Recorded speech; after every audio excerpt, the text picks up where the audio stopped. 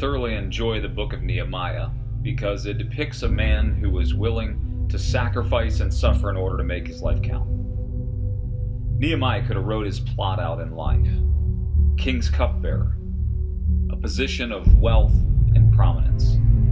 He went against all instinctual desires to preserve him or his family.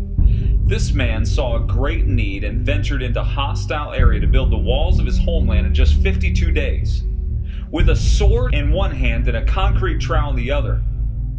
This reminds me of the state of missions today. Men who sit in jobs and careers, places of wealth and prominence, trying to preserve their family or lifestyle. They sit there year after year. Tombstones across this country should be embossed with, "Here lies a man who had the power to change a life, but chose to waste his resources on himself." I don't know about you, but when I put my life in the context of how little time we spend on earth and how long we spend after this life, I can't help but be compelled to give everything now.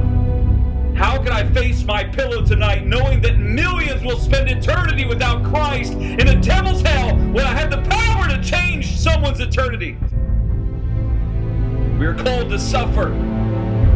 Not just the trials and temptations of this life, but suffer like Christ suffered. He chose to suffer. He chose to sacrifice. And he did that for you and me. Nehemiah chose to suffer and to sacrifice. Are we better than Nehemiah? Are we better than our Savior?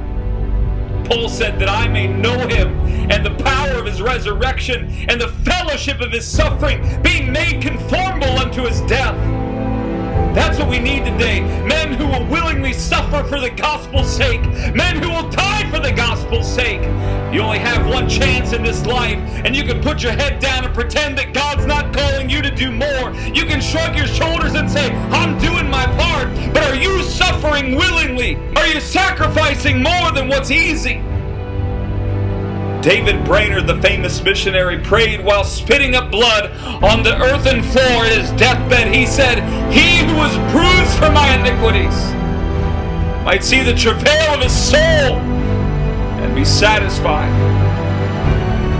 Jesus suffered so you and I could live an easy life, so that just you and your family can be satisfied. Oh, I think not. He suffered so that you will fellowship with him in suffering. You'll choose to suffer. You'll choose to sacrifice so that others won't spend an eternity in hell suffering. May the God who was bruised for our iniquities see the travail of his soul and be satisfied by our lives.